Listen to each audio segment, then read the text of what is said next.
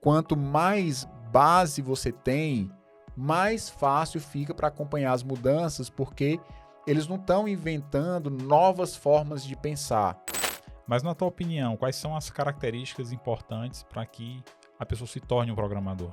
Eu acho pouquíssimo provável que tenha alguém que se dedicou de uma forma sistemática, disciplinada e de uma forma minimamente inteligente a algo e no final não deu nada, continuou ruim do mesmo jeito. Não é porque a gente tem essa capacidade, né, de aprender e tal. O que comem, onde vivem, hoje no Coder Repórter. Pessoal, estamos aqui para mais um episódio, o quarto episódio, né, Cid? É o quarto. Que nós vamos falar hoje o que um desenvolvedor, programador faz e por que é tão desejado. E a gente vai falar um pouco das possibilidades, né? A gente vai falar um pouco mais do que é a carreira de desenvolvedor programador, o que fazem, né? Quais são os perfis de programador, quais são as linhas, as carreiras e tal que cada um pode seguir. E antes de começar o vídeo, eu queria pedir para você, deixa aí o like, se inscreve no canal, compartilha esse vídeo com pessoas que estão pensando em mudar de carreira ou que não estão pensando em mudar de carreira, mas estão, digamos assim, insatisfeitas com as suas carreiras, não vê muito espaço para crescimento, porque a carreira de desenvolvedor, a gente falou, inclusive, no primeiro episódio, a gente falou que a programação é a melhor profissão do mundo, né? A gente defendeu essa tese de que programação é a melhor profissão do mundo e muita gente não sabe nem o que é programação. Eu, quando entrei na faculdade, não sabia o que era programação até fazer a cadeira. Não sabia nem que existia. E quando eu vi, me apaixonei. Isso mudou a minha história e tem mudado a história de muita gente. Então, deixa o like. Estamos aí com o objetivo de 100 mil inscritos até o final do ano. Se você nos ajudar, você que não é inscrito, se inscreve, porque sem dúvida vai ter muito conteúdo legal para vocês. Tem algum recado aí para dar para a gente começar, Cid? Não, acho que você já falou tudo que a gente vai ver nesse episódio, né? Esse é o quarto episódio. Então, essa série ela tem como objetivo ela falar da formação de um desenvolvedor. Então, a gente fala desde o porquê ela é uma profissão excelente. No episódio passado, por exemplo, a gente teve uma entrevista com um cara que conseguiu migrar de carreira. E no episódio 2 a gente falou sobre transição de carreira. Ou seja, a gente mostrou que ela pode ser uma profissão muito mais fácil de migrar do que outras áreas. E no episódio 1, né, que você falou sobre a melhor profissão do mundo, eu te perguntei de forma resumida o que é que um programador faz, né? E eu acho que nesse a gente tem a oportunidade de você falar aí com mais detalhes de todos esses pontos aí da carreira do desenvolvedor. Então eu queria que tu começasse aí falando pra gente aí com mais detalhes como é o dia a dia de um programador, o que é que ele faz.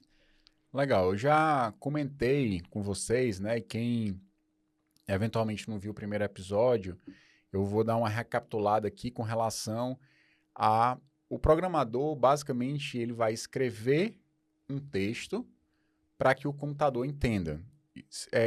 Falando de computador, eu estou colocando um dispositivo eletrônico. Pode ser um computador, pode ser um relógio, pode ser um celular, um tablet. Todos esses dispositivos, de forma genérica, são computadores, porque computam, né, processam informações. Então, sendo bem simplista, digamos assim, então o programador ele escreve um texto para que o computador entenda. E uma das questões que eu acho fantásticas na carreira, né, de programador é o fato de que um programador ele tem um quadro branco, ele tem a possibilidade de desenhar o que ele quiser para resolver um determinado problema. Então, uma das coisas que, quando a gente pensa nesses dispositivos, a gente pensa logo no celular, no Android, no iOS, no Windows, no Linux, no macOS, que são os 5 mais famosos, mas você tem dispositivos específicos, programação para coisas específicas. Por exemplo, eu quero fazer uma programação para controlar um elevador. Existe um programa que controla. Tem elevador que não para na subida, só para na descida. Tem elevador que você clica e o mais próximo estão conectados entre si, o mais próximo vem. Ou seja, isso é um software que roda e você pode, inclusive, simular isso na web, fazer um sisteminha de elevador e tal. Então, você tem sistemas específicos para dispositivos e todos esses sistemas são feitos através de texto. Você escreve texto e você organiza esse código em pastas, em arquivos, né? Então, basicamente, o que as pessoas precisam entender é que o software, ele vem em cima de um problema que precisa ser resolvido. Então, você entender o problema que precisa ser resolvido é fundamental. E aí eu posso contar aqui uma história que eu já contei em outros vídeos, né? Já contei no canal da Coder, eu acho que algumas vezes, talvez uma, não lembro exatamente.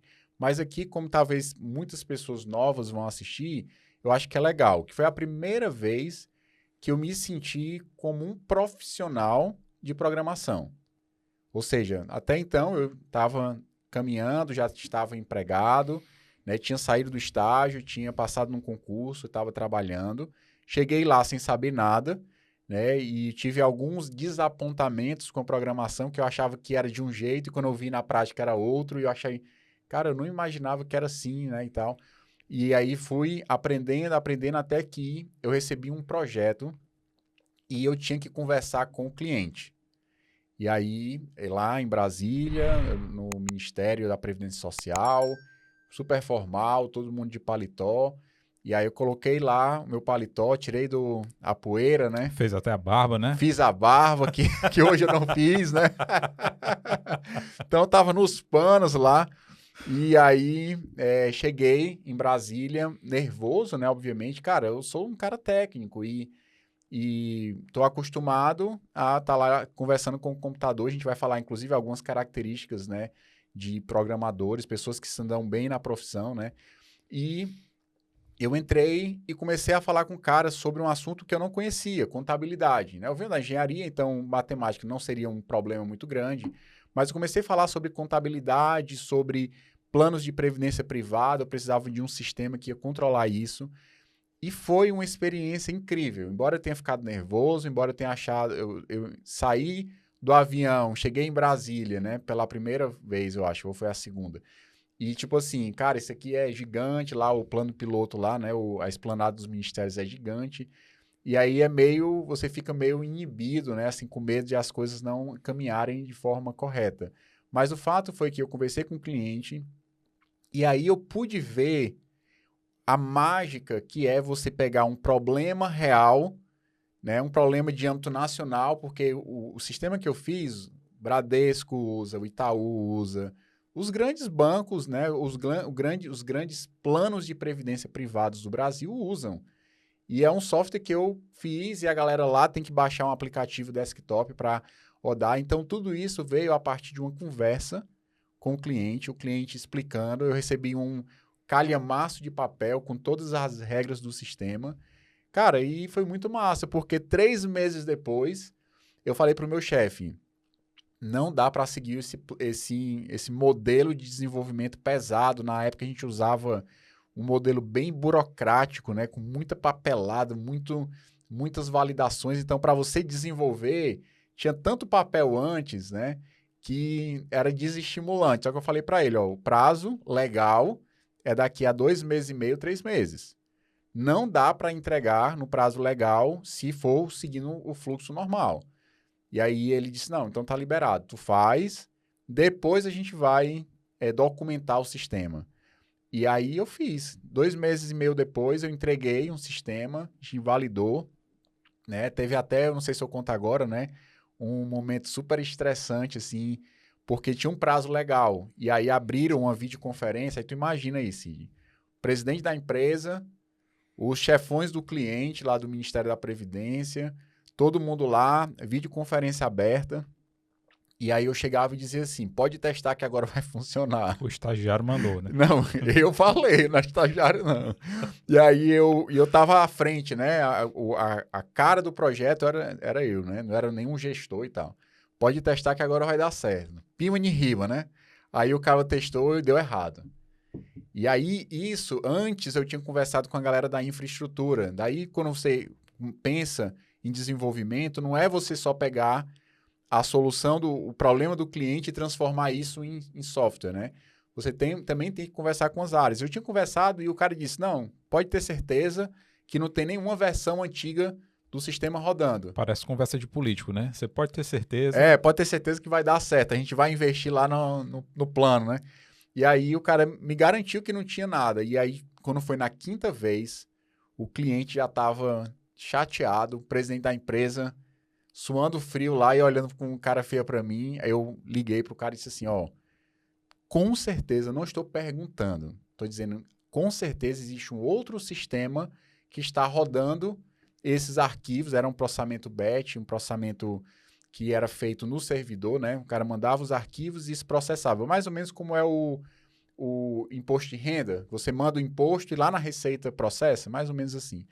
E aí o cara disse, ixi, rapaz, tem um aqui lá em Minas Gerais, tem uma instância rodando, e essa instância estava processando os arquivos errados, né?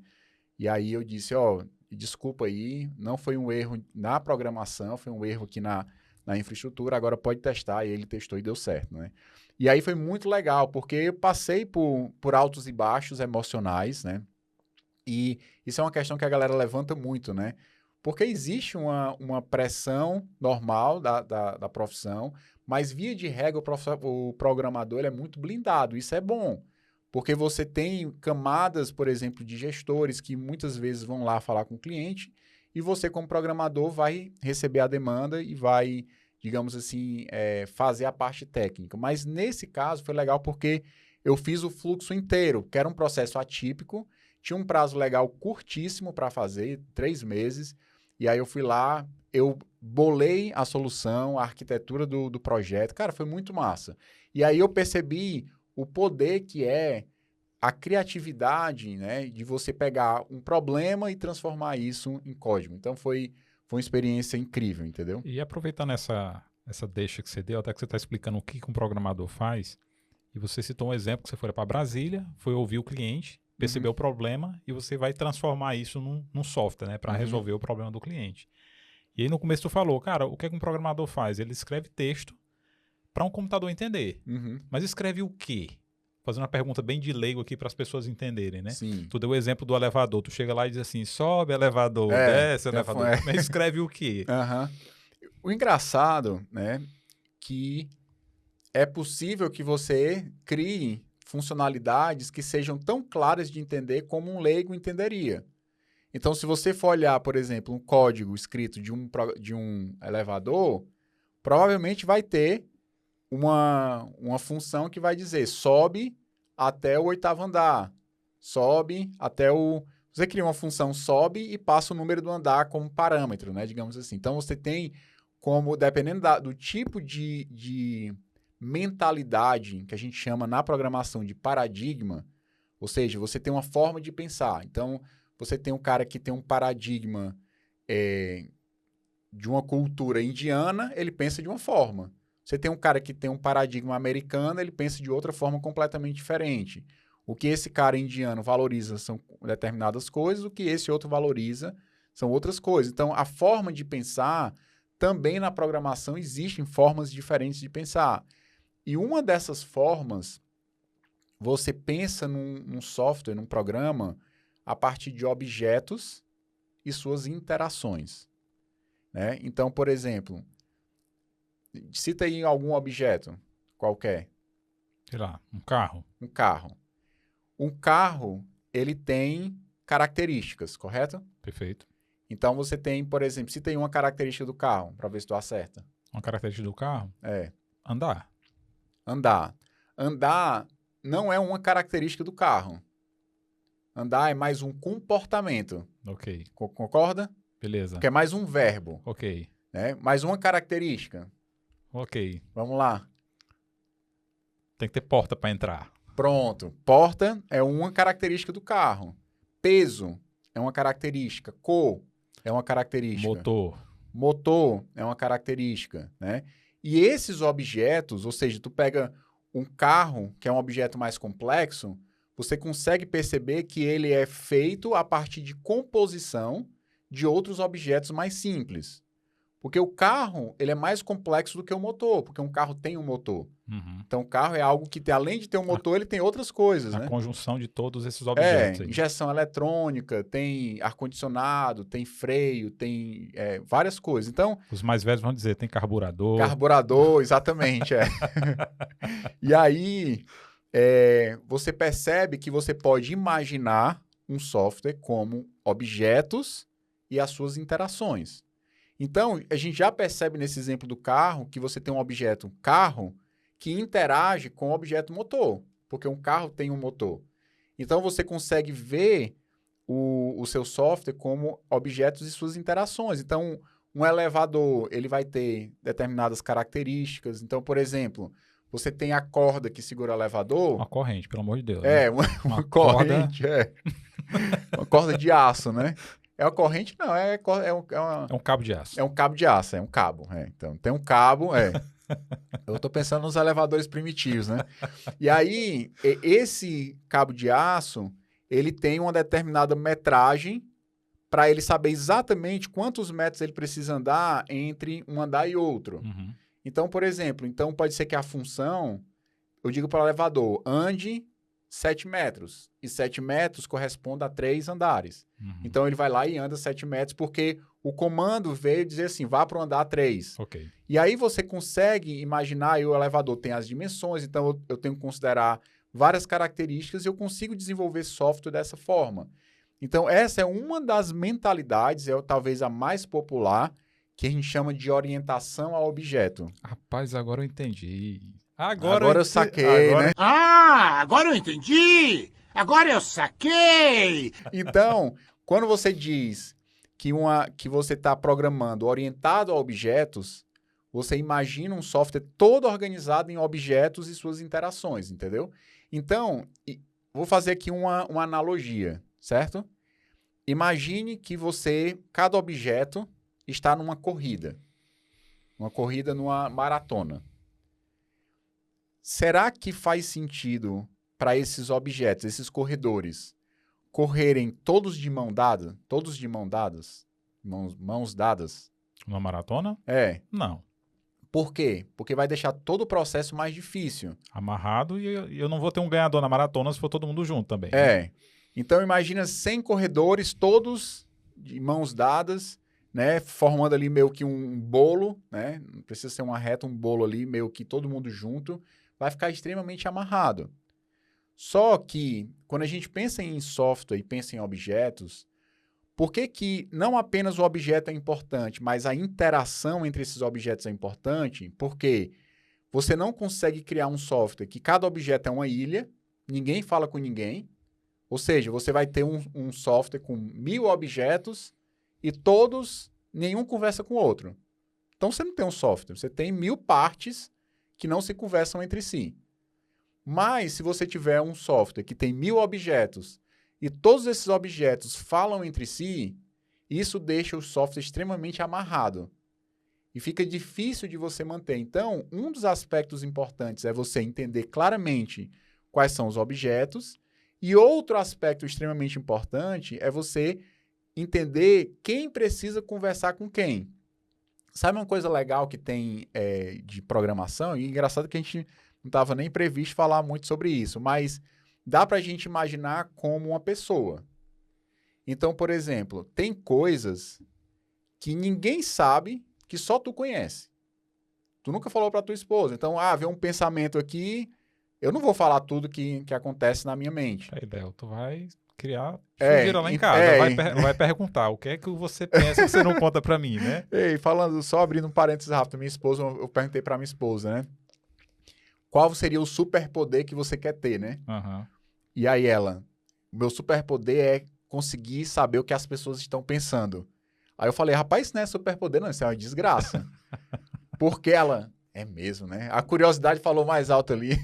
E aí, quando você tem coisas que são só tuas, tem coisas que estão abertas para as pessoas mais próximas que vivem na tua casa, e tem coisas que são públicas, todo mundo conhece. Uhum.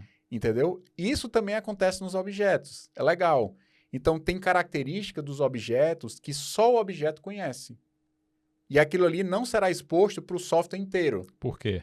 Por quê? Porque você não quer ter um alto nível de dependência entre os objetos. Porque se eu depender, todos os objetos têm tudo público, tem tudo visível, a chance de um objeto longe começar a depender dessa característica é muito grande e isso torna o software todo amarrado. Imagina, você coloca pontos, desenha pontos numa folha de papel e você desenha para cada ponto, ele se liga com todos os outros pontos. Você vai ter um emaranhado, imagina isso em mil pontinhos, e todos os pontos ligados a todos os outros, isso tornaria o software uma grande bagunça. Ficaria muito difícil de você manter. Por quê? Porque se você mudar tem que mudar, pode gerar um efeito cascata em todos os outros objetos, entendeu? Entendi. Então, quando você pensa na interação entre os objetos, como eles vão se comunicar, você tem que ter muito cuidado. Isso também tem a ver com o fato, quando um programador começa a ficar mais experiente, ele começa a perceber pontos que você não deve estabelecer dependências. Aí você entra em assuntos mais digamos assim, de boas práticas, né? Um pouco mais rebuscados. Mas o fato é que os objetos, assim como nós, ele tem umas características que só o objeto tem acesso. Ele tem características que ele compartilha com quem está perto. Imagina uma pasta, você tem vários objetos dentro dessa pasta, tem coisas que você pode compartilhar só quem está dentro da sua pasta. Porque você imagina que dentro da pasta os objetos estão mais relacionados. Então, imagina um sistema que você vai organizar em pastas. Você pode ter, por exemplo, um sistema de uma empresa. E você pode ter uma pasta só do RH. Você pode ter uma pasta só do financeiro. Você pode ter uma pasta só da logística. E se os objetos que estão dentro da logística, eles estão dentro de uma única pasta, significa que todos eles estão relacionados com aquela parte, com aquela funcionalidade do sistema. Então, eles precisam conversar mais do que com outras partes, entendeu? Então, os objetos da logística se conversam mais entre si do que um objeto que está no RH ou em outra aplicação. Então, você consegue, e um programador, quando vai ganhando experiência, cada vez mais ele escreve software que é mais didático, software fácil de entender, com bons nomes, com objetos com boas características. Você não vai querer colocar um atributo, uma característica do motor dentro do carro, porque você coloca essa característica dentro do motor, já que ele é o responsável por aquilo, entendeu? Então, tem muitas coisas legais que você vai desenvolvendo e no final você escreve essa questão.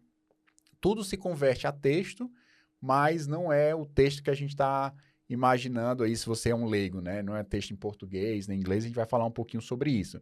E só para finalizar essa parte inicial, uma das perguntas que eu recebi, eu acho que eu até comentei isso no outro episódio, eu não tinha parado para pensar isso como uma pergunta, eu não criaria essa pergunta do zero, que é onde um programador trabalha, né? Porque para mim é tão natural que eu acabei não pensando nessa pergunta, mas faz muito sentido para quem não sabe o que um programador faz. Normalmente, um programador trabalha para uma empresa, por exemplo, o iFood, o Uber, Facebook, Google ou qualquer outro sistema, um sistema de contabilidade. Todos esses sistemas e softwares precisam de programadores. A Apple tem milhares de programadores para fazer os sistemas dela. Tem vários sistemas, na verdade, né? Sistema para o relógio, sistema para o iPhone, sistema para o Mac, sistema de saúde. Tudo isso são sistemas diferentes que são formados por equipes diferentes para desenvolver esses sistemas. Então, normalmente, um programador começa a partir de uma empresa. E tem uma vantagem grande de trabalhar numa empresa, porque é numa empresa que você vai entender processos mais complexos, que você vai ganhar maturidade para se transformar em um programador experiente. Um programador que conhece e sabe como se desenvolve um software de ponta a ponta, por exemplo. Mas nada impede de você começar como um freelancer, fazendo aplicações para pessoas da sua cidade que precisam de um software para controlar algo. Então, muita gente começa a partir de um trabalho solo.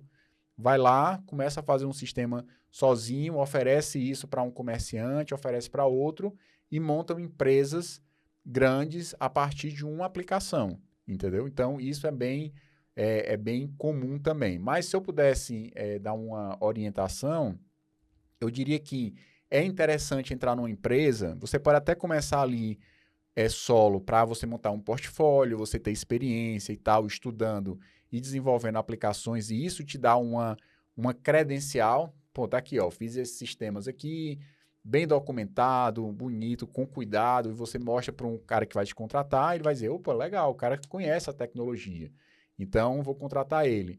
Mas você passar por uma experiência de empresa é fundamental, principalmente empresas com muitos desenvolvedores, porque você vai aprender muito.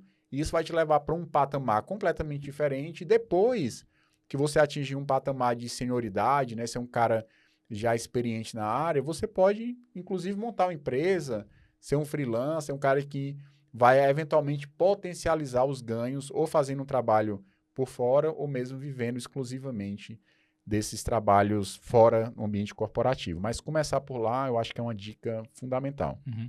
Quando eu fiz aquela pergunta primeira ali sobre a questão, quer dizer, a pergunta anterior sobre o que é que eu escrevo para um computador e ele seguir, digamos assim, as minhas ordens. Então, acabou de falar aqui no final que não é inglês, que não é português, não é uma linguagem, digamos assim, voltada, ou melhor, não é uma linguagem nossa de cada dia, mas aí resume o que é que eu falo para o computador para ele entender os meus comandos.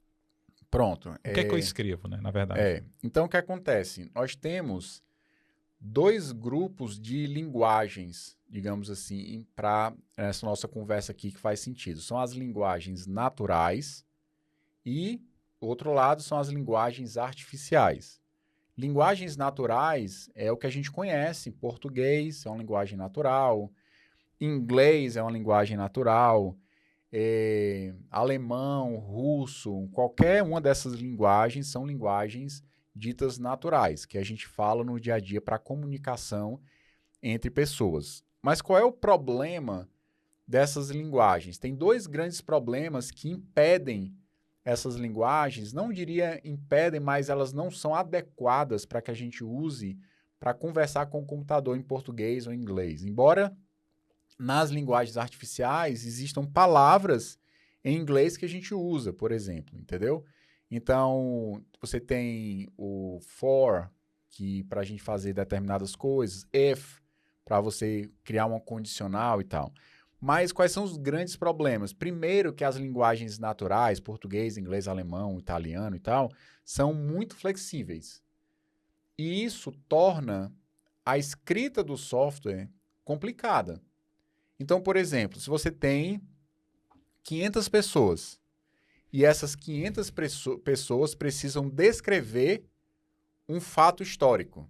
Por exemplo, você vai narrar sobre o atentado de 11 de setembro. 11 de setembro você vai escrever uma narração de 30 linhas. 500 pessoas, 5 mil pessoas, 50 mil pessoas. Qual é a chance de, em 50 mil pessoas, alguém escrever exatamente a mesma coisa que o outro? Mínima. Né? Mínima. Por quê? Porque é extremamente flexível. Você vai escrever, você pode começar de trás para frente, de frente para trás, você pode... Não vai acontecer de você ter um texto de 30 linhas e escrever exatamente a mesma coisa. Sem falar que, como você falou, de ter uma linguagem flexível, se eu pegar o português, se eu pegar regionalismo que a gente tem no Brasil, vai ter gente que eu vou escrever uma coisa e ele não vai entender o que eu quis dizer. Exatamente. Então, é muito flexível.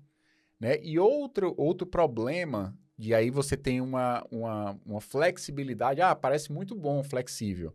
Mas imagine se você tem 5 mil programadores, cada um escreve de uma forma completamente diferente. Como é que esses caras vão trocar conhecimento? Não, eu escrevo assim. Eu escrevo assado. Mas o cara disse que era para escrever do outro jeito. Não dá, fica muito flexível. Já uma linguagem artificial, ela não tem essa flexibilidade toda. Inclusive, algumas linguagens que são mais flexíveis do que outras, às vezes você prefere ter uma forma só de fazer uma coisa do que você ter 10 formas diferentes e isso gerar um problema. Entendeu? Então, por exemplo, tem linguagens mais antigas, como é um C, linguagem C++, que você tem problema porque você pode fazer determinadas coisas de muitas formas diferentes e isso gera uma dificuldade de manter, porque um programador que não está acostumado vê um código, vê um texto escrito e diz, cara, eu não sei o que é isso. Não, mas isso aqui está fazendo, mas eu faço isso de outra forma. Então, você tem problemas com isso. Né? E um outro problema é a ambiguidade. Ou seja, nas linguagens naturais, você tem sarcasmo, você pode falar uma coisa de diversas formas diferentes. Então, por exemplo, eu lembro que uma vez eu fui pedir uma menina em namoro, né? E aí já estava todo agilizado, digamos assim, Tava né? no esquema. Tava no esquema, Já tava agilizado. Tomara que a minha esposa não veja essa parte aqui, né, da entrevista, né? Depois ela vai querer saber qual é o esquema. Vamos fazer só um corte, né? Botar no Instagram, né? E aí, eu perguntei para um amigo meu, ei, cara, rapaz, faz tempo aí que eu não chego junto, né? Tem uns meses aí, o cara sempre dá uma diminuída, né? Aí, rapaz, como é que eu faço? Me dá uma dica aí. Aí o cara disse assim, rapaz, não já tá tudo esquematizado? Tu chega lá e diz, e aí? Eu, sério? Sério, mas aí o pessoal fala isso aí, com certeza ela vai entender e vai responder de forma correta, né? Eu, rapaz, você tá dizendo, né? Mais experiente do que eu, vou aproveitar a dica. É fácil, né? Não tem muito o que falar, não dá nem pra gaguejar, né? E aí, eu cheguei lá, olhei pra menina e aí? Ela, e aí o quê? Ou seja, né? Eu tava tentando pedir a menina em namoro da forma mais inadequada possível, né? E aí depois eu tive que explicar e tal. Então, imagina quantas possibilidades você tem de falar alguma coisa, inclusive às vezes de forma ambígua. Um dos grandes problemas de comunicação da humanidade tem a ver, a pessoa disse uma coisa, você entendeu outra e ela nunca disse isso, né? Tem uma brincadeira que a minha esposa, mas que ela não veja essa parte, né? Eu estava programando lá, e todo programador gosta de ficar quietinho, bota o fone, Se isola né? do Uma das mundo. características, gosta de botar ali uma música e tal, e eu programando bem quietinho na minha. Aí a minha esposa abriu a porta do estúdio, né? E aí, Léo, vem cá, quero te mostrar uma coisa. Eu, não, mas eu tô tão aqui concentrado, aqui no meio da funcionalidade, tá fluindo, as coisas estão dando certo e tal. Não, vem cá pra tu ver um negócio, é rápido, é rápido. Aí eu me levantei assim meio contrariado, aí cheguei lá na varanda, aí ela, olha aqui que lindo essas flores, né? Aí eu, eita, pai, massa, ó, bonita as flores e tal. Mas flores não é muito o meu negócio, né? Assim, eu acho legal, ficou bonito aqui esteticamente, mas não é a minha praia. Falei isso. Aí eu entrei no estúdio, né? Aí quando foi no final da tarde, no mesmo dia, chegaram as visitas. Aí ela foi comentar das flores e tal, e aí falou assim, não, porque o Léo odeia flores. O Léo odeia flores? Onde foi que tu conseguiu sair daqui? Que eu disse que flores não era a minha praia, para o Léo odeia flores, entendeu? Então, daí você vê a comunicação, como você fala uma coisa e a pessoa entende outra. Tu já imaginou a confusão que seria se tu falasse uma coisa pro computador e isso fosse ambíguo? O computador pudesse interpretar isso de 3, 4, 5 formas diferentes? Então, por exemplo, vou lá, coloco um copo sujo na pia e a esposa chega, bonita, hein? Legal, parabéns aí. Muito bom é que você fez. Ou seja, o computador vai entender. Bonito, legal, vai entender exatamente o que você falou. Então, essa questão da ambiguidade é algo que não rola na comunicação do programador com o computador. Ele vai escrever um texto que nem é flexível demais, ele é todo formatado, tem regras bem definidas e tal, e ele não é ambíguo. Ou seja, ele não há margem para interpretações diferentes. Se você fala para ele fazer uma coisa, lê o arquivo, processa o arquivo dessa forma aqui, você descreve a forma e ele vai lá e processa, então não há ambiguidade. Uma outra coisa que a gente pensa na programação é que, da mesma forma que você tem as linguagens naturais, né, português, inglês, alemão e tal, você também tem linguagens artificiais. Você tem Java, JavaScript, C, C++, C Sharp, Python, PHP. Aí, Léo, então eu vou ter que aprender todas? Não. Você vai escolher uma linguagem para aprender. Então, Aí uma pergunta já em cima disso aí. Tu falou de várias linguagens de programação, né? Porque para um leigo ele pensa assim, bom, então, pelo que eu entendi, vou ter que aprender uma outra linguagem. Quando a gente vem para o nosso mundo de leigo e a gente pensa nas nossas linguagens naturais, a gente começa a se assustar um pouco, né? Sim. Porque você, poxa, eu tenho que aprender inglês, eu tenho que aprender alemão, e tem gente que passa a vida toda estudando e não consegue se desenvolver ou ganhar uma fluência Sim. naquela língua, né? O quão distante é, por exemplo, de eu aprender uma linguagem artificial para eu aprender uma linguagem natural? Tu já fez essa correlação ou pode explicar melhor isso? Não, as linguagens naturais, você pega, por exemplo, português e inglês, que é talvez a segunda língua mais próxima da gente seria o inglês, né? As gramáticas são bem diferentes. Você vê, por exemplo, às vezes o verbo fica igual, a forma de você conjugar o verbo, você bota só 2 letras no final e tal. Às vezes tem outro verbo que diz o que é que esse verbo vai fazer, se ele está no passado, no presente, no futuro. Então, em português é diferente. A gente tem muitas conjugações, muitos tempos verbais e tal. Então, muda bastante. Mas em linguagens artificiais, muda muito menos. Então, eu posso dizer para você que é o seguinte, na primeira vez que você for aprender uma linguagem artificial, vai ser tudo novo. Então, você vai aprender várias coisas, lógica de programação, vai entender como lidar com os dados e como processar esses dados, como passar um dado processado para um outro processamento e tal. Então, tudo isso é novo. Mas, a partir do momento que você aprende a primeira linguagem, você passa para uma segunda. Talvez a segunda, dependendo do nível de diferença entre as duas, uma linguagem é mais orientada a objeto, que é aquele que eu expliquei atrás. Essa outra linguagem ela já tem uma outra forma de pensar. E aí você vai também ter ali vai ter uma certa curva de aprendizado, menor do que a primeira, obviamente, porque muita coisa que você usa aqui, você vai acabar usando na outra. E quando você vai para a terceira, quarta linguagem, já é praticamente automático, entendeu? Porque boa parte do conceito você já tem, o que você precisa aprender é só algumas variações de escrita. Essa linguagem, ela usa muito chaves para definir... Eu posso até falar um pouco sobre isso. Uma usa muito chaves, a outra já usa espaços, a outra já usa colchetes em vez de chaves. Muda alguns símbolos, mas a lógica em si, ela é muito parecida. Parecida, entendeu? Então, quando você escreve a lógica numa linguagem e outra, algumas linguagens têm outras funcionalidades que tornam mais fácil de escrever o código, e aí você pode escrever menos linhas e fazer a mesma coisa, e em outra linguagem você pode escrever mais linhas, né? Até porque talvez, imaginando essa questão de linguagem, talvez as linguagens não nascem do nada, né? Então, por exemplo, nasceu uma primeira linguagem, então a outra linguagem seguinte talvez se inspirou muito naquela primeira linguagem e aproveitou algumas coisas que fazem sentido naquela e adaptou outras, Sim. Pensando em algo um pouco mais otimizado, e talvez isso na programação funcione muito, né? E linguagens são criadas a partir de outras linguagens. Ninguém cria uma linguagem do zero, entendeu? Então, você tem linguagens mais próximas do computador, criam outras linguagens que vão ficando mais longe do computador e, consequentemente, vão ficando mais próximas do ser humano. Então, existem linguagens que falam muito com o computador. Então, você tem que entender a arquitetura do processador, você tem que entender onde você vai colocar um determinado dado, porque você tem que conhecer a arquitetura. Mas não é um processador Intel, é um processador ARM. Aí muda a forma de programar. Só que quando você vai criando linguagens de mais alto nível, pensa assim, alto nível é mais próximo do ser humano, baixo nível é mais próximo da máquina.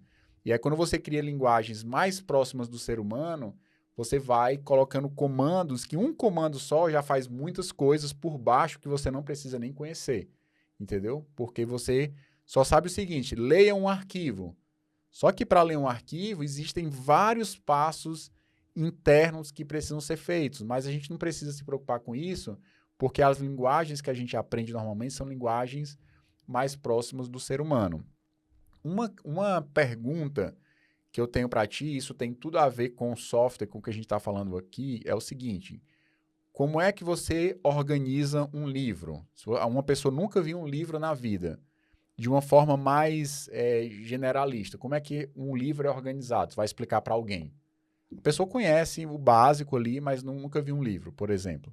Ela talvez dividiria por capítulos, por episódios, por temas, Uhum, né? Ou por uma sequência de história, né? Digamos assim. uhum. Se a gente começar do micro, do menor, para o mais abrangente, um livro ele é organizado com letras, né? Você tem a unidade básica de um livro é uma letra, seja em qual alfabeto for. Desculpa aí, é porque a minha linguagem estava no alto nível ali, Tava no viu? alto nível, tu veio de cima para baixo. Começa com a letra. Depois da letra vem o quê? Depois da letra, É, os espaços. não, a palavra, Ó. né? Um conjunto de letras vão formar palavras. Ih, rapaz, tô parecendo burro nessa pergunta aqui. Um conjunto de palavras vão formar o quê? Frases. Frases. Acertei uma, bota Ó, um ponto pra mim aí, Bota hein? um ponto, viu? Bota aí o score, né? Um conjunto de frases vão formar o quê? Parágrafos. Um conjunto de parágrafos vão formar seções. Um conjunto de seções formam capítulos. Um conjunto de capítulos formam um livro. Então, se a gente pudesse sair do micro para o macro, é letra, palavra e tal. A gente consegue fazer um paralelo com programação. Por quê? Na programação tem letra? Tem. Na programação tem palavras? Tem. Na programação tem frases, que a gente chama de sentenças? Tem. No português, como é que a gente termina uma sentença? Com ponto. Com ponto. Na programação, depende da linguagem. Tem linguagem que você termina uma sentença de código com ponto e vírgula. Por que, Léo? Porque o cara padronizou para ser usado ponto e vírgula. Então, coloca ponto e vírgula, você terminou uma sentença de código. Tem várias linguagens que usam esse padrão. E aí você coloca lá ponto e vírgula no final. Você formou uma sentença. Às vezes, uma frase... Tu não concorda que uma frase pode tomar mais de uma linha? Com certeza. Então, você tem lá 1, 2, 3 linhas e ponto. Terminou uma frase. Na programação também, você pode criar uma frase de código que tenha mais de uma linha, porque ela ficou grande, e você não quer ter uma frase gigantesca, porque você quer ver tudo na tela do computador, então você pode ter 2, 3 linhas, ponto e vírgula, e você termina uma sentença de código. Se a gente fizer um paralelo com essa analogia, você tem um grupo de sentenças forma um parágrafo. E esse parágrafo, ele pode ser maior ou menor, ele tem uma relação entre eles. Ou seja, tem uma ideia que tu está querendo colocar naquele parágrafo. Na programação, a gente chama um conjunto de sentenças ou de frases como um bloco, que seria o correspondente a um parágrafo. Então, a gente tem um bloco de código. E dependendo da linguagem de programação que você use, um bloco de código ele pode ser delimitado com um par de chaves, pode ser delimitado só por espaços, e aí você tem formas diferentes de colocar. Mas se você pensa, cara, eu vou programar na linguagem A, tem sentença de código? Tem. Tem bloco? Tem. Deixa eu ir para B, tem sentença de código? Tem. Tem bloco? Tem. Então, você vai ver as correlações entre as linguagens e quando você for indo de uma linguagem para outra, vai ficar absurdamente fácil você sair de uma linguagem para outra, entendeu? Uma outra questão, né, que a gente também pensou em falar um pouco, diz respeito aos pré-requisitos, né?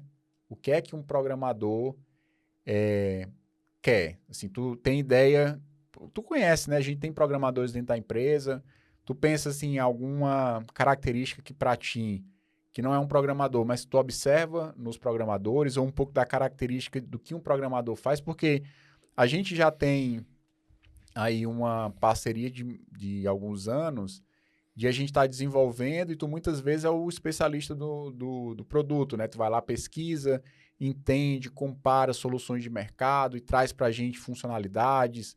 Tu passou muito tempo também testando, e a gente está passando por esse processo agora, né, de teste e de melhoria de interface e coisas do gênero, né? Então, já tem uma certa experiência de ter essa relação com o programador, né? Então, tem alguns pré-requisitos que talvez para ti já fiquem claros só por estar participando de projetos assim, relacionados a software, né? Cara, eu acho que o primeiro ponto é você precisa gostar de computador, porque eu imagino que a pessoa tem que ficar muito tempo, né, na frente do computador, sentado ou em pé, se você tiver, por exemplo, uma mesa elétrica que você consiga ter essa mobilidade para você ter um pouco mais de conforto, né? Então, eu imagino também que na frequência que eu consigo contactar os meninos aqui da área de tecnologia, a gente lida muito com problemas. É isso que um programador muito faz, né? Sim. É resolver problemas, é trazer soluções para os problemas. É, né? mas eu vou colocar aqui uma história. Às vezes que a gente mais se estressava, eu e tu, né? Eu sei que a gente tem uma relação muito tranquila e tal, mas eu lembro que era quando tu trazia uns problemas que pra mim, cara, era tipo assim, problemas de alinhamento, tu lembra? Ah, lembro. Cara, não, Léo, aqui, ó, eu passei aqui uma linha e aqui tá 2 pixels mais baixo e aí fica muito estranho, isso vai gerar um clima. E às vezes gerava um trabalho gigantesco por trás, né? Porque é bem comum isso, até uma piada interna dos programadores é que o cliente chega e diz, não, mas isso aqui é só um texto que tem que colocar aqui, não vai mudar nada não. Aí quando tu vê o problema, a solução é gigantesca, né? Mas uma das coisas que eu acho que, pegando o gancho, né, de que eu acho que faz muita diferença num programador, não é um pré-requisito, mas isso agrega muito valor para o programador, é as famosas soft skills, né, que são as habilidades. Quando a gente fala hard skill, que é as habilidades duras, né, traduzindo aqui de forma livre, é a parte técnica, é você dominar a linguagem. A gente falou de linguagens naturais, artificiais, então um dos maiores trabalhos aí, um dos pontos de partida de um programador é aprender e dominar essas linguagens. Assim como uma criança, que minha filha hoje de manhã escreveu 2 palavras, ela escreveu Léo, e aí a professora falou, o que foi que você escreveu, Rebeca? Aí ela leu, Leonardo. Só que ela só escreveu Léo, né? Então ela está aprendendo ali o que quer dizer as palavras. Escreveu outra coisa, que eram as 3 letras, e ela também falou a palavra completa, né? Então, você vai dominando ali a linguagem, você começa fazendo o código mais iniciante, depois você vai melhorando, aprendendo boas práticas e tal, e você vai dominando essa questão do hard skill, né? Daquela habilidade mais dura, mais técnica. Tem muito espaço para programadores que não gostam muito de conversar com o cliente, não gostam muito de interações, é o cara que bota o fone e entrega a solução. Ele é capaz de conversar com um cara que vai explicar para ele a funcionalidade, vai receber lá uns requisitos, por exemplo, funcionais da aplicação, requisitos não funcionais, que tem a ver com desempenho e tal, e ele vai transformar aquilo ali em código e vai resolver o problema. Então, uma das coisas que ficou extremamente marcante na conversa que a gente teve no episódio 3, lá com o Johnny, é o fato de que ele disse muito fortemente, se você não viu o episódio, assiste lá que ficou bem legal. Ele falou, cara, eu venho da área de humanas, então eu fiquei com muito medo de não me dar bem na tecnologia. Só que hoje ele tem experiências dentro da tecnologia, porque o hard skill você aprende com o estudo e é tranquilo. E a gente também tem materiais, uma coisa que eu também queria colocar na descrição do vídeo, alguns vídeos nossos do canal da Coda que você pode ver a parte técnica, porque hoje é só um papo, né? Então tem algumas coisas que a gente pode colocar lá, algumas aulas iniciais de algoritmo, estruturas de dados e tal, que você pode ter uma ideia, né, e dar os seus primeiros passos na programação. Mas o fato é que o Johnny, ele é um cara comunicativo e é um cara que já teve problemas que não passaram para frente porque ele percebeu, se comunicou com as pessoas certas e as pessoas perceberam que a solução estava inadequada e ia gerar um problema maior para a empresa. Então, ter essa questão do soft skill é algo desejável, mas não é um pré-requisito. Outra coisa que eu vejo dentro da programação é uma área que lida muito com a criatividade. Então, via de regra, você tem a possibilidade de desenvolver uma solução criativa, pensar muitas vezes fora da caixa. E o que é legal é o seguinte, você começa pensando muito fora da caixa, ou as pessoas te ajudando a pensar coisas que você não pensaria de forma sozinha, digamos assim, só que a caixa de conhecimento vai crescendo. Então, quanto mais conhecimento das linguagens você tem, das soluções que rodam em cima das linguagens, e você entender como as pessoas constroem software de forma moderna, a sua caixa de ferramentas vai aumentando. E, obviamente, você vai usar muito aquilo que você já tem de ferramenta, de experiências passadas, de dicas que você recebeu de outros programadores, você vai receber isso, digamos assim, e você vai usar essas ferramentas. E quanto mais ferramentas você tem, vai chegar momentos que você diz, cara, o que eu tenho aqui em termos de ferramentas não vai atender para eu resolver esse problema específico. E aí você recorre a pensar uma coisa que não está na sua caixa de ferramentas. Mas quando você pensa algo fora da caixa, aquilo que você pensou passa a entrar na sua caixa de ferramentas e você vai crescendo assim. Então, é algo que é extremamente interessante o fato de que a gente está sempre lidando com criatividade. Isso não significa que não existam trabalhos repetitivos, trabalhos que você faz. Teve um tempo que eu até fiquei assim, um pouco desestimulado, porque eu estava trabalhando de uma forma muito repetitiva, usando a mesma tecnologia, e depois a empresa abriu para trabalhar com tecnologias mais novas, e isso foi muito legal. Então, mas uma das coisas que eu sempre fiz, apesar de que teve momentos que eu trabalhei em projetos que eram aquele conhecimento que eu precisava não era tão grande, eu sempre em casa estudava novas tecnologias e eu fui um dos responsáveis por divulgar novas tecnologias, por mostrar por que novas tecnologias eram melhores do que as que a gente estava usando. Então, isso faz parte de um processo criativo de um programador. Eu acredito que uma das coisas que a gente tem que entender é que a área de tecnologia está em mudança, né, constante. E o fato de estar em mudança, primeiro, porque é uma área nova, segundo, que a tecnologia, cada ano aparecem novas soluções, aí é celular dobrável, é tela não sei o que, curva, e você tem os computadores ficando cada vez mais rápidos e você conseguindo processar coisas de uma forma mais impressionante. E, por exemplo, peguei um software, inclusive, que eu acho que tem um grupo de brasileiros que trabalham, tu já conhece também, que é o Moses. Ele pega um vídeo no YouTube, né, e separa as coisas, né, separa o áudio, a voz, a guitarra, do baixo, você consegue ver as vozes separadas, você consegue alterar o tom. Então, você cria soluções que são fantásticas. E a área está sempre em mudança e você tem novas e novas possibilidades para trabalhar. Agora, uma coisa que eu quero acalmar aí o coração de quem está vendo, embora seja uma área que tem muita mudança, quanto mais base você tem, mais fácil fica para acompanhar as mudanças, porque eles não estão inventando novas formas de pensar.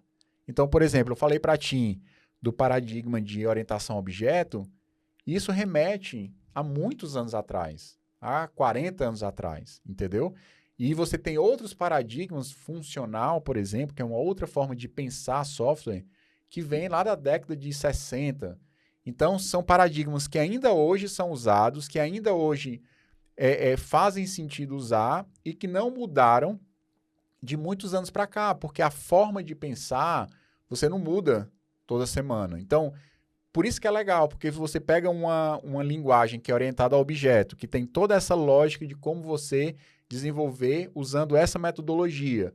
Você passa para uma outra linguagem que também é orientada a objeto, é só aprender alguns detalhes ali de como escrever, porque a lógica você já tem na sua cabeça. Então, no começo parece muito sobrecarregador, né? Overwhelming, como diz o Johnny, né? No episódio 3. Então, pode ser sobrecarregado, trazer essa sobrecarga de muitas coisas ao mesmo tempo. E isso é uma das dicas, né? Faça uma coisa de cada vez, domine a linguagem para depois você ir dominar outras questões, mas o fato é que quanto mais vai passando o tempo e mais a sua caixa de ferramentas vai ficando mais robusta, mais fácil é para você acompanhar, digamos assim, as novas tecnologias, né, as novas tendências ou uma boa prática que surgiu nova, um padrão. Tudo isso demora mais. As tecnologias vão mudando mais rápidos, né, mas você tem a base e fica bem mais fácil.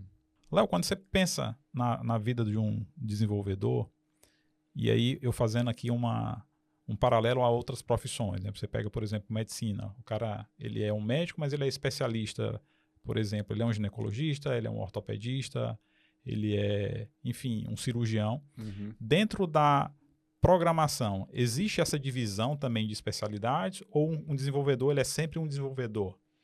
Apenas. Eu diria que como um médico, ele tem uma carga de conhecimento inicial que serve para todos, né? Ou seja, uma base. Embora você tenha especialidades, você vai fazer lá a faculdade de medicina que serve para qualquer especialidade. Então, existe um básico. Então, na programação, a gente poderia dizer que lógica de programação, e essa lógica de programação nada mais é do que você aprender a solucionar os problemas usando uma linguagem artificial. Então, você vai criar lá uma lógica para resolver esses problemas. Existe uma palavra que eu acabei não citando, mas que é bem conhecida, que é o algoritmo. Né? Quem vai estudar programação, das primeiras coisas que vai escutar é o famoso algoritmo. O que é algoritmo? É uma sequência de passos.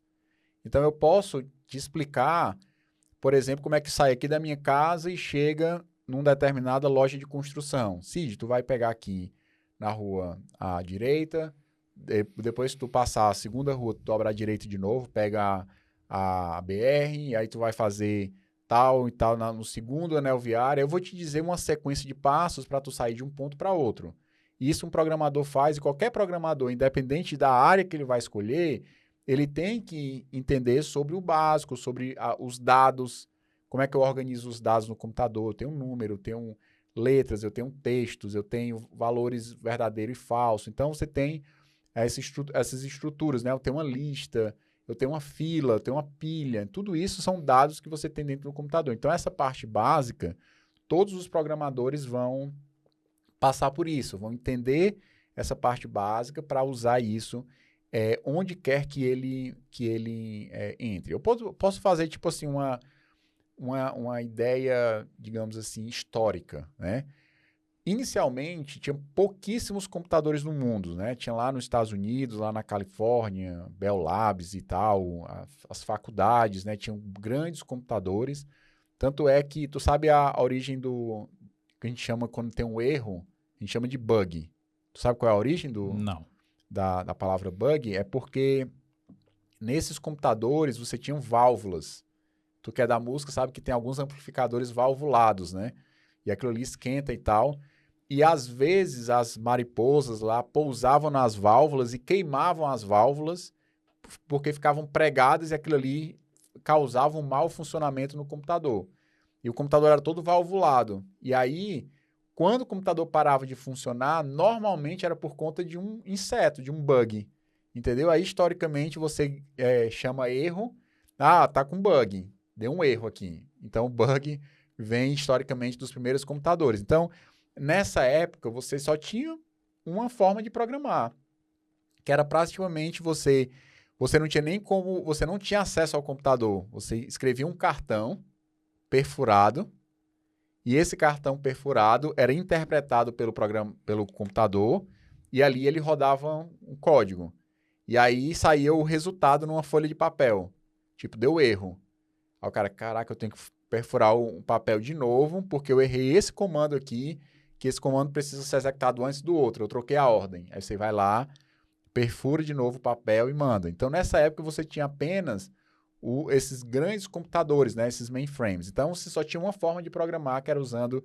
Não era nem uma linguagem, digamos assim, que você escrevia, era um papel perfurado e tal. Aí foi evoluindo, aí você tem a era dos computadores pessoais. A Apple criou lá o computador dela, e a IBM também criou o PC e tal. Aí você tem essa era dos computadores pessoais e você escrevia código apenas para os computadores, não tinha acesso à internet.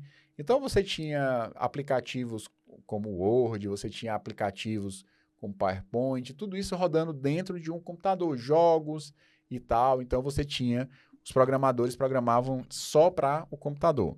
E aí você entra na fase da web. Isso não quer dizer que você não pode hoje continuar fazendo software para rodar só no computador. Mas hoje, um dos grandes mercados, eu diria que talvez o maior mercado que os programadores vão encontrar, estão em duas grandes áreas, que são os aplicativos para web e os aplicativos para dispositivos móveis, para celulares, tablets e tal. Então, você tem essas duas grandes vertentes. A maior parte das vagas estão nesses dois grupos.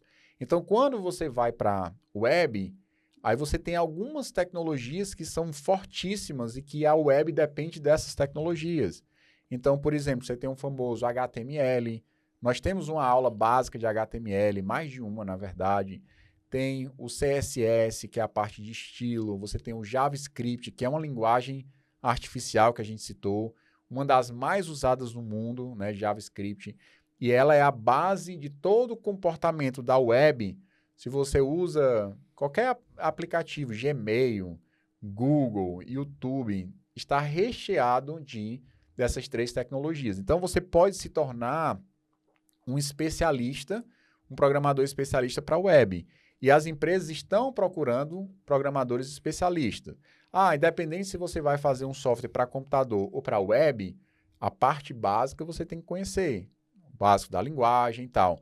Mas até a parte básica, ela é influenciada por onde você quer chegar. Então, por exemplo, Léo, eu quero trabalhar muito com dados. Então, você eventualmente vai trabalhar com uma linguagem Python, que é muito forte nessa parte de processamento de dados. O que é que significa isso? Você pode trabalhar com essa parte de inteligência do negócio, pegar os dados da empresa e transformar isso em inteligência. Tem um caso clássico, né, que uma grande empresa de supermercados, né, descobriu que se você colocar fralda junto com cerveja, é bom. Por quê? Porque o pai vai para o supermercado comprar fralda. E viram uma associação de fralda com cerveja. Tu conhecia essa? Não. Pois é, viram uma associação de que fralda e cerveja era muito comprado. E isso foi uma inteligência, ou seja, processaram os dados, detectaram essa relação. Ou seja, o cara está com um filho pequeno em casa, Cansado. Não pode sair, não pode deixar o filho e a mulher desassistidos. Então, ele vai tomar o que ele normalmente toma lá, a cerveja dele em casa. E aí foi que viram, cara, se a gente colocar fralda e cerveja, não só os que lembraram de comprar, mas o cara comprou a fralda, viu a cerveja, vai comprar mais. E aí colocaram próximos. E isso foi por quê? Porque alguém foi lá, processou os dados e trouxe inteligência para um negócio, trazendo coisas que estão relacionadas. Então, você consegue melhorar a conversão e a venda dos seus produtos a partir da análise de dados. Então, se você tem esse viés, você vai ter determinadas escolhas que favoreçam ao teu objetivo final. Então, cara, eu quero trabalhar para governos ou grandes corporações. Muitas grandes corporações usam uma linguagem chamada Java. No governo, demais usa Java. Então, eu tenho essa visão de ir para essas empresas, então eu vou trabalhar com Java. Se você quer trabalhar, por exemplo, para a web, você vai usar certas tecnologias e isso vai influenciando. Então, a gente tem programas que rodam só no computador, nós temos programas que são desenvolvidos, softwares que são desenvolvidos para a web, que rodam no Chrome, Firefox, nos navegadores, né? Internet Explorer, Edge e tal. Você tem aplicativos mobile, né, para dispositivos móveis, que basicamente hoje nós temos só 2 plataformas, né, Android e iOS, né? Tinha o Windows, o Windows Phone, né, não sei nem como era o nome do sistema operacional do Windows, mas acabaram descontinuando. Você tem como trabalhar com dados, ser um cientista de dados, um cara que vai analisar dados e trazer, né, inteligência de negócio. Você tem um cara da IA, da inteligência artificial. Então, muita coisa que a gente usa hoje, eu citei o caso do Moses, ali é IA, inteligência artificial. Ele consegue, a partir de pessoas que trabalham com isso, detectar padrões. Então, por exemplo, você passa num fotossensor e ele tira ali uma foto do seu carro passando a 80 km por hora. Quem vai detectar a placa e ler a imagem e trazer isso para um valor textual é a IA. Então, hoje, nas versões mais novas do iOS, por exemplo, você pega uma foto e você consegue selecionar os textos que estão dentro da foto. Isso foi um software que foi treinado, né, até ele conseguir detectar letras dentro de imagens. E além disso, né, além do cara que programa, que escreve, você tem pessoas que trabalham dentro do fluxo do processo de desenvolvimento. Então, para algumas empresas, o fluxo de desenvolvimento ele é mais complexo. Então, eu quero... Quando o programador vai lá e diz, terminei.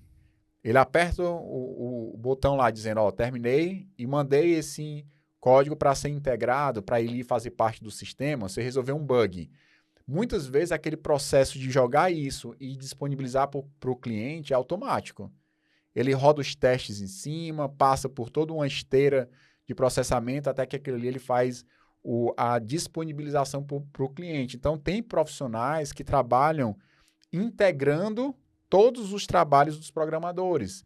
E também, quando a gente pensa tanto em aplicativo web, como aplicativo móvel, ou mesmo aplicativo que roda no computador, no desktop, a gente pode pensar naquela pessoa que trabalha na interface gráfica que o usuário vai usar.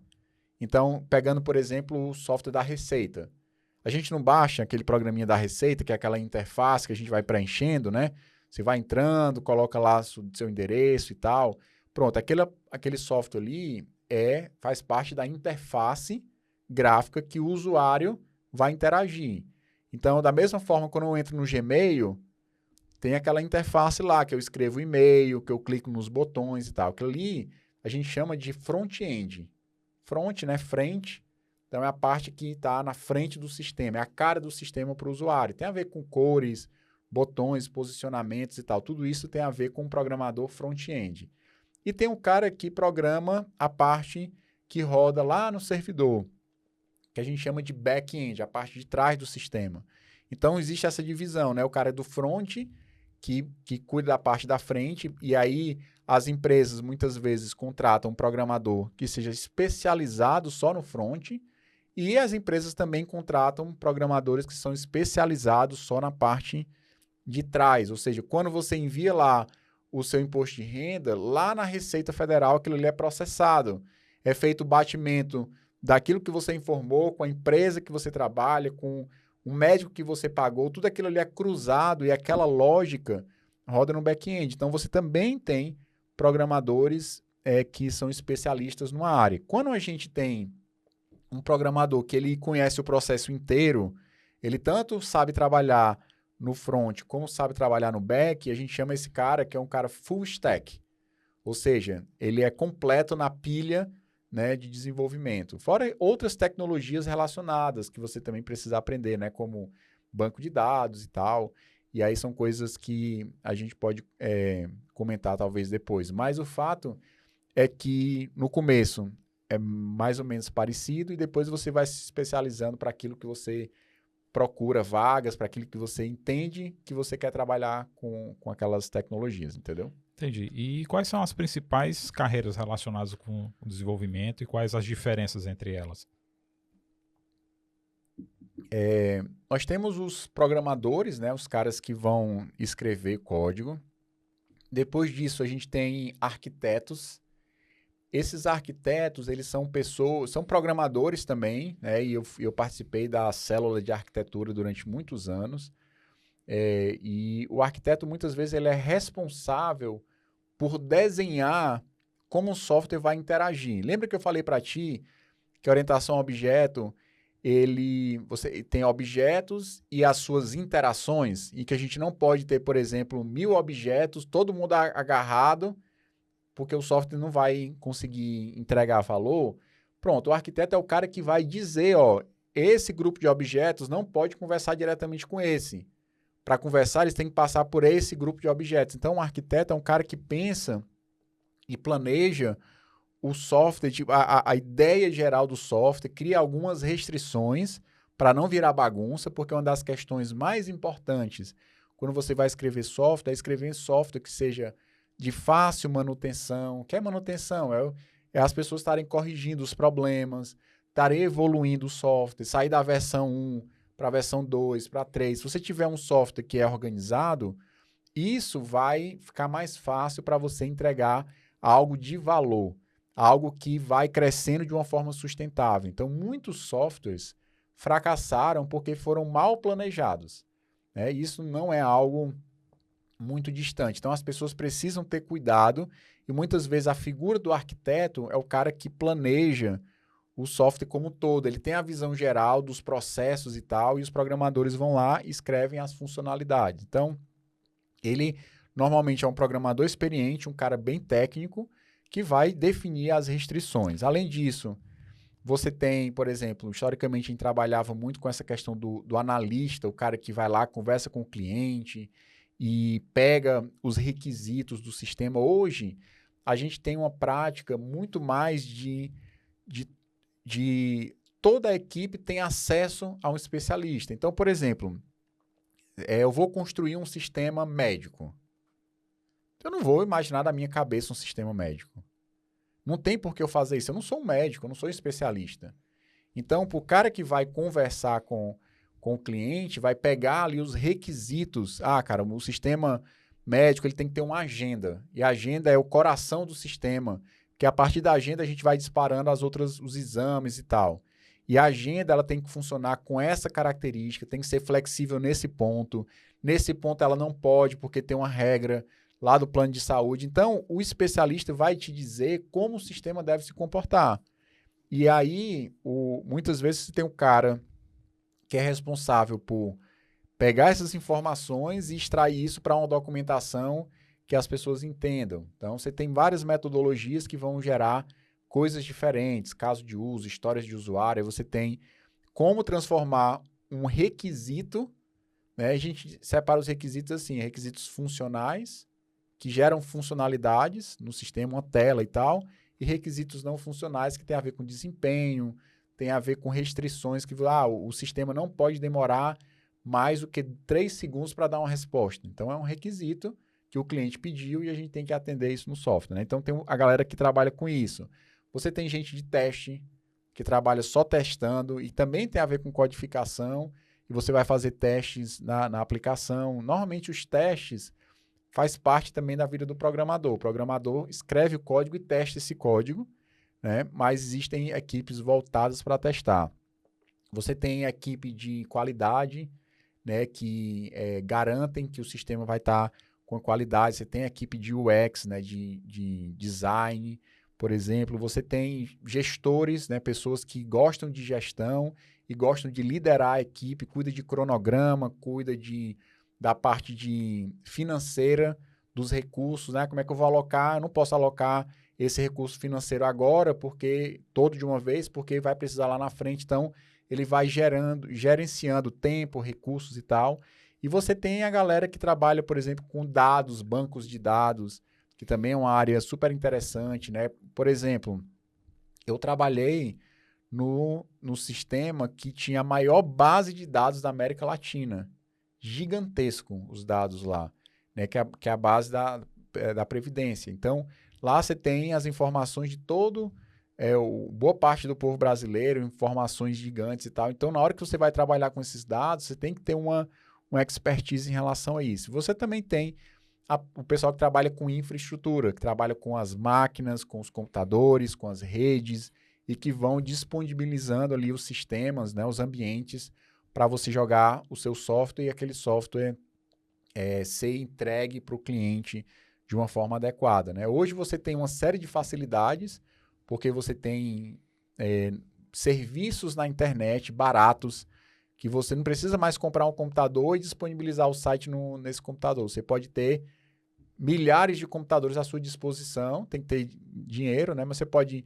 eu quero começar o meu site com um computador, depois com 3, aí começou a crescer, agora é Natal, vou colocar 20 computadores para atender a demanda do site. Não, mas cresceu muito, 200, não tem problema. E você vai colocando isso, clicando em botões e você consegue disponibilizar esses ambientes. Então, existe todo um grupo de profissionais que trabalham na confecção de um software. Gente de qualidade, gente de teste, gente de infraestrutura, de redes.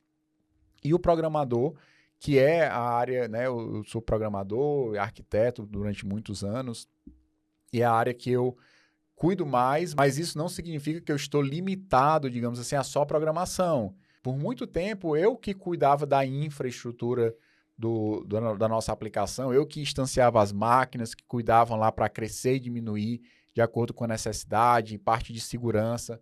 Então, o programador hoje, ele acaba dentro dessas equipes multidisciplinares aprendendo com o cara que cuida do fluxo, com o cara que cuida do banco, e você vai acabando ganhando experiência e aprendendo um pouco de cada área. Mas isso não quer dizer que você não vai inicialmente escolher ali ser um especialista numa área, entra numa empresa e depois você vai aprendendo com a própria interação. Por isso que quando você entra numa empresa, você acaba aprofundando muito o conhecimento, porque você tem contato com pessoas que têm bagagens diferentes e isso acaba sendo uma troca incrível. Léo, talvez uma das curiosidades que as pessoas devam ter em relação a essa questão de carreira, que tu falou aí de programador, falou arquiteto, analista e tal, e eu até falei no começo ali que uma das características ou de um pré-requisito de um programador é ele gostar de computador, né? O quanto essas carreiras elas estão de fato vinculadas a estar mão na massa ali mesmo, programando, codificando o tempo inteiro, né? Na verdade, assim, o programador, ele vai programar uma boa parcela do seu dia de trabalho, né? Talvez 70%, 80% do tempo ele está programando, mas ele participa de reuniões, conversa com o cliente, até porque nessa estratégia de você ter equipes mais... Você achata a equipe, todo mundo tem acesso ao especialista, é muito bom, porque não gera um telefone sem fio. Imagine que só o gestor converse com o cliente. Aí o gestor passa aquilo que ele entendeu do cliente para um cara que escreve o documento, que aí depois passa e aí a informação pode se perdendo, né? Então, hoje você tem, digamos assim, a ideia, né, e é muito bom quando acontece isso, você ter acesso aos especialistas e todo mundo falar a mesma língua, todo mundo falar, usar as mesmas expressões para que a comunicação seja efetiva. Mas você pega, por exemplo, um cargo de gestão, esse cara, muito provavelmente, ele não vai programar. Ele não necessariamente precisa ser um programador, embora boa parte dos gestores da área de tecnologia vieram da programação e se identificam com a parte de gestão de liderança. Eu conheço um amigo que foi para o Canadá como programador, depois virou líder de time, né? Depois ele subiu mais, hoje é vice-presidente de tecnologia de uma grande área dentro da empresa. A empresa é dividida em algumas áreas, 2 ou 3 áreas, uma dessas áreas ele é responsável e ele é o chefão dessa área. Então, é um cara técnico que tem habilidade de gestão, é um cara que tem comunicação e que cresceu dentro da empresa, já subiu de patamar, acho que uns 4 ou 5 vezes, e hoje é um cara que está lá no topo da hierarquia da empresa, mas era um cara que inicialmente era técnico. Então, até dando uma dica, né, a maior parte das oportunidades de emprego, né, das vagas disponíveis, são para áreas técnicas, né? Acho que não é tão comum o cara já sair e já virar um gestor dentro de uma empresa. Acontece, você pode fazer lá um PMBOK da vida, né? Ser um PMP, e aí estudar sobre gestão e tal, e já ter credenciais para ser um gestor, mas muitos gestores que eu conheço vieram da parte técnica. Então, você pega, por exemplo, o pessoal da qualidade, não vai estar programando o tempo todo. Pode programar, mas via de regra não programa. Né? Você tem um cara que é de DevOps, que é a parte de operações, né? Ou seja, é o cara que cuida das operações do desenvolvimento, né? Dev, de desenvolvedor, né? Developer e Ops de operações, né? De operation.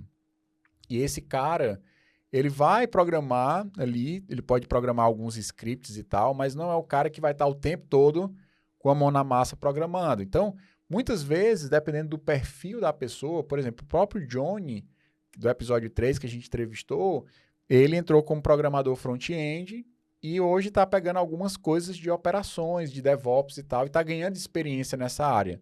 Isso é super válido. Mas aí, dependendo do perfil, você pega, por exemplo, um cara de gestão, não vai programar. Um cara de qualidade, ele não vai programar. Pode até ser que faça alguma coisa ou outra, mas ele, via de regra, está ali para garantir a qualidade do sistema, né? E não envolve necessariamente programação. Gente de teste já programa, né? Já faz testes de integração e às vezes você usa lá uma ferramenta e tem que ter uma certa programação. Arquitetos programam, mas talvez um pouco menos do que um programador que está full time, porque às vezes ele tem que participar de tomadas de decisão, criar novos módulos, e aí ele acaba tendo ali uma conversa um pouco maior com outras áreas, mas eu diria que nem o programador programa o tempo todo, porque ele tem que estar participando de reuniões, entendendo do cliente as demandas, para daí ele conseguir executar de forma bem sucedida. Uma das coisas que, na época, eu defendia, né, e isso acaba que, na época não se falava muito de determinados modelos de programação que a gente tem hoje, né, abordagens, metodologias e tal, mas eu me lembro que logo no começo da minha carreira, eu falava assim, gente, eu acho que a gente deveria, como programador, passar uns 2 meses dentro da agência, dentro lá do cliente, para entender o que está acontecendo, para a gente ter a visão que o cara muitas vezes não consegue passar para a gente de uma forma tão clara. E isso gera muitas falhas de comunicação. Então, já teve vezes de um cliente passar os requisitos e dizer, o sistema tem que funcionar assim, assim, assado. Muda esse cliente, chega um outro e diz, não, cara, isso aqui não tem nada a ver, isso aqui é muito amarrado, a gente precisa de um processo flexível. Quando o programador entende, aí sim ele vai conseguir responder, né, dar uma solução para um problema de forma muito mais adequada e com muito mais autoridade do que simplesmente alguém contou para ele que acha que funciona assim, assim, assado. Então, a gente não pode imaginar que a profissão de programador é uma profissão solitária, no sentido de que eu vou me isolar e tal. Você entender, interagir, te tornará um programador mais eficiente, um programador mais desejável. Porque é um cara que sabe pegar problemas, ele é capaz de extrair, fazer as perguntas certas para o cliente, extrair as demandas e transformar isso numa solução que realmente atenda o problema do cliente. Para atender, a gente não pode achar que sabe. A gente tem que realmente extrair e entender. Entendeu? Então, tem coisas que a gente pressupõe que é fácil, mas nem sempre é, entendeu? Eu vi uma vez um programador dando um exemplo de mudança salarial. Ah, não, vai lá no coisa e bota... Não, o cara ganhava 8 mil, agora vai ganhar 9,5. Não é simplesmente ir lá e mudar. Porque a mudança salarial, ela vem a partir de tem uma demanda que gera ela, seja um acordo patronal lá, um acordo do sindicato, seja uma mudança compulsória, sei lá, alguma coisa do tipo. Então, existem mais complexidades que você, como programador, precisa extrair isso do especialista para que você consiga realmente entregar algo de valor. Então, sempre tem essas interações, né? E teve uma época que eu era perseguido pelo grupo de qualidade da empresa. Porque... E eu continuo mantendo a minha posição até hoje, porque existia uma carga de documentação completamente desnecessária e que não agregava nada em termos de valor. E eu sempre batia muito, e a galera achava ruim porque não, isso aqui não faz sentido. Não faz sentido escrever isso e aquilo outro. Mas hoje, as empresas estão muito mais ágeis nesse sentido, entendeu? Antes era muito pesado, né, os processos muito burocráticos e tal, e foram vendo, né, e eu tinha razão na época de bater, porque era tornava o processo moroso, entendeu? Pesado, demorado, e o que a gente precisa é entregar software de qualidade e que a gente possa interagir com as áreas e que essas áreas estão para nos ajudar, digamos assim. Legal, eu entendi, cara, bem essa questão do que um programador faz. Mas, na tua opinião, quais são as características importantes para que a pessoa se torne um programador? Eu acho que uma das coisas mais importantes, na minha visão, é você se identificar com a área. Então, não dá para você se identificar com a área sem antes entender, olhar o que é uma lógica de programação, entender o que é uma linguagem artificial, escrever seus primeiros programas, e se ali você se identifica, cara, isso aqui é muito legal. Quando eu olhei, eu me apaixonei, entendeu? Então, o resto veio porque eu gostava e porque eu me dediquei para isso. É que nem um cara que estuda música, né? A gente faz muito paralelo com a música, né? A gente toca e tal. Então, o cara que é apaixonado, ele vai passar lá suas 8 horas por dia, 6 horas estudando e vai se tornar um bom músico, entendeu? Eu acho pouquíssimo provável que tenha alguém que se dedicou de uma forma sistemática, disciplinada e de uma forma minimamente inteligente a algo e no final não deu nada, continuou ruim do mesmo jeito. Não é, porque a gente tem essa capacidade, né, de aprender e tal. Então, as pessoas criam rótulos, eu acho que não é por aí. Ah, eu sou de humanos, eu sou assim, eu sou assado, eu sou extrovertido, eu sou introvertido. Não é isso que vai determinar se você não é ou não é capaz de ser um programador. Mas eu acho que a coisa mais importante é a identificação. Depois é estabelecer uma estratégia que não sobrecarregue demais e que não traga muito peso ao processo, que seja um processo contínuo e um processo, digamos assim, suportável, né? Claro que tem uma certa pressão, tem os desafios e tal, mas se a gente criar um processo um pouco mais cadenciado, já que nós não somos computadores, usamos os computadores, mas nós não somos computadores, então a gente tem que ter um certo cuidado para não sobrecarregar e o processo não ficar extremamente pesado. Mas aí uma coisa de cada vez, aprendendo uma tecnologia de cada vez, com uma certa disciplina, eu acho que todos que se identificam e que querem, né, com certeza conseguirão fazer essa transição. A gente até comentou, né?